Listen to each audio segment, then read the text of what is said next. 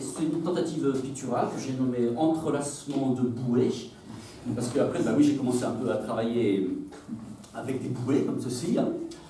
Et là, c'est une bouée un peu curieuse, celle-ci. Parce qu'en fait, c'est une bouée qui change de couleur.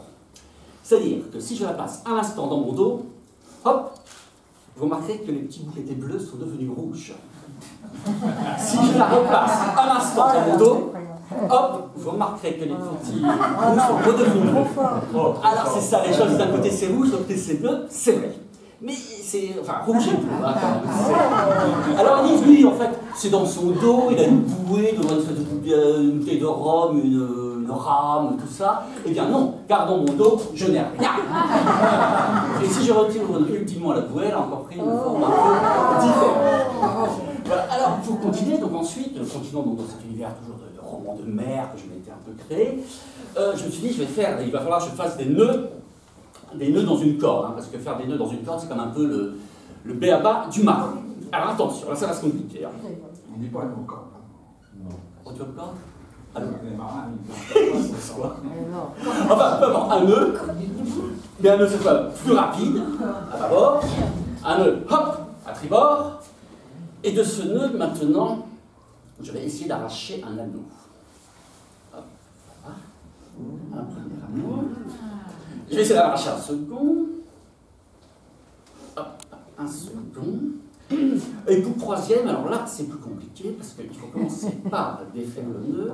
Ensuite, il faut faire ça, il faut faire une passe magique, qui ne sert à rien en fait. Hein, et on a le. Alors, l'idée, ce que je voulais faire, c'est faire un peu comme les fameux anneaux chinois, vous savez, ces anneaux chinois qui sont en métal, qui s'enclavent les uns dans les autres, et essayer de faire avec, enfin, pas des cordes, mais des, je ne sais pas, des bouts. Voilà, donc c'est le fameux tour comme ceci, et hop, ça s'enclave. Et là, je m'imaginais descendant de mon bateau ivre, dans un port de Singapour, ou dans des fumeries d'opium, enfin tout ce qu'on voudra, pour donc enchaîner mes anneaux et faire donc une chaîne d'anneaux comme ceci. Et là, donc pour revenir à mes sardines du début, ce qui s'était passé, c'est que quand je faisais toutes mes sardines, comme je encadrais, j'en avais fait une chaîne comme ça. Et je me suis dit, c'est marrant, il y a une correspondance entre les deux. Et puis, je me disais, toutes les modes de sardines, un peu, ça avait une symbolique, un peu, toutes. Alors, c'est là que j'ai décidé, en fait, de me dire, je vais écrire moi aussi un recueil. Et mon recueil, donc, ça sera les contes de la sardine. Donc, c'est un peu ce processus créatif que je vais vous présenter ce soir.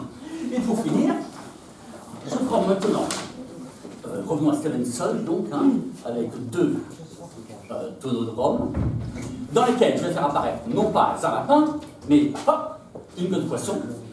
Parce que ça finit un peu en queue de poisson, avec le goût de la sardine. Et puisque ça finit en queue de poisson, on peut dire que c'est à suivre. Et pourquoi un petit short comme ça? Ben ça, c'est une autre histoire, comme dirait Rudyard Kipling, par exemple. Voilà.